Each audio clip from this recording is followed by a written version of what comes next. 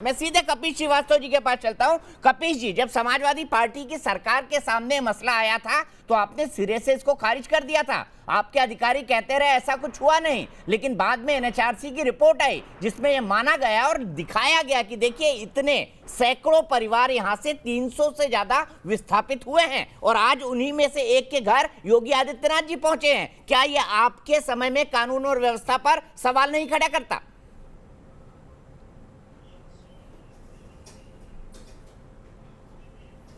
दीपक जी, कानून और व्यवस्था पर इसलिए सवाल खड़ा नहीं होता है कि अगर आज पुलिस निष्पक्ष है तो समाजवादी पार्टी के शासनकाल की भी पुलिस निष्पक्ष थी और उसके अलावा भी तमाम जांच हुई। और यही नहीं, तमाम न्यूज एजेंसीज ने अपनी खबर भी प्रसारित की थी। इनकार कर रहे थे कि पलायन हुआ नहीं, जबकि उसके सबूत एनएचआरसी ने दे दिए हैं और सबूत के तौर पर एक परिवार से योगी जी मिले हैं। मैं तो इस नहीं। दीपक जी, सबसे पहली चीज तो यह है कि एक परिवार से मिलना 364 परिवार की गवाही नहीं होती और ऑन एविडेंस ये फेल्योर चीजें हैं। मैं तो आपको कह रहा हूं एक बात कि 364 परिवार जो पलायन का इन्होंने लगाया था आरोप, हुकुम सिंह जी ने संसद में चीजें पेश की थी, उसके बाद रिपोर्ट जारी हो गई थी।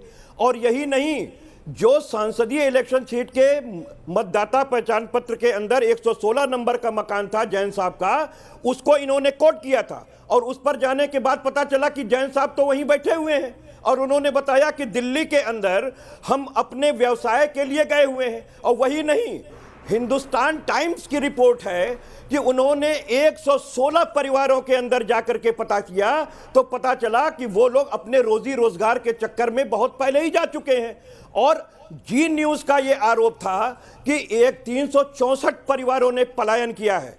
आप बताइए, भारत का वो कौन सा गांव है, पूर्वांचल का वो कौन सा गांव है, उत्तर प्रदेश का वो कौन सा गांव है जहां लोग रोजी रोटी के चक्कर में हैदराबाद से लेकर के पूना और पूना से लेकर मुंबई ना जाते हो या दिल्ली ना जाते हो? तो इसका मतलब ये नहीं होता है कि वो पलायनवादी चीजें हो गई। मैं तो आज कह रहा हूं आपसे कि आप उठा करके खुद देख लें। संवैधानिक संस्था है ना, एनएचआरसी ने कैसे कह दिया कि हाँ ये पलायन हुआ था?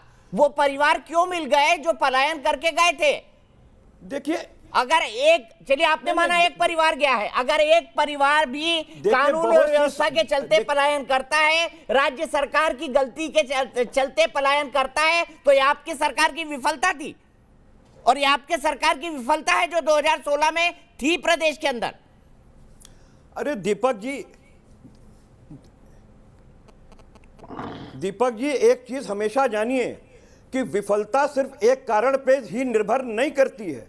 और मैं तो कह रहा हूं, राम राज्य का दावा करने वाली पार्टी बतावे ना कि उसके शासनकाल में भी तो पलायन हो रहा था। केराना से लेकर के नूरपुर तक हुआ है, क्या ये रोक पाए हैं? सारी चीजें आप लोगों के सामने सारे रिपोर्ट्स रहे हैं। सवाल का जवाब सीधे ले लेते हैं, सीधे जवाब ले लेते हैं। बताइए प्रेम शुक्ला जी, क्या नूरपुर में आपके समय पलायन नहीं हुआ? ये आरोप लगा रहे हैं कपिल श्रीवास्तव जी। गोली मार रहे हैं और वो एसएसपी की गिरफ्तारी आज तक नहीं हुई। ये पूछिए इनसे, ये कौन से लॉ ऑर्डर की बात कर रहे हैं? सुन लीजिए ठीक है, आराम से। कपिल जी इतना रक्षा ऑर्डर की बात कर रहे हैं? देखिए, पहली बात, माइग्रेशन और एक्सोडस, प्रवासन और पलायन में अंतर होता है। आपसे दो प्रश्न कर रहा हूं। मैं भी एक प्रवासी परिवार से आता हूं। एसपी आज तक गिरफ्तार क्यों नहीं जिन्होंने रंगदारी मांगी 6 लाख रुपए की? 5 पीढ़ी पहले हम लोग वो आज तक गिरफ्तार नहीं है। हमारे आप लॉ एंड ऑर्डर पे प्रश्न उठाएंगे? दोनों अलग अलग मुद्दे हैं, हम आ रहे हैं उस मुद्दे पर भी आएंगे कपिल श्रीवास्तव जी, हम आएंगे।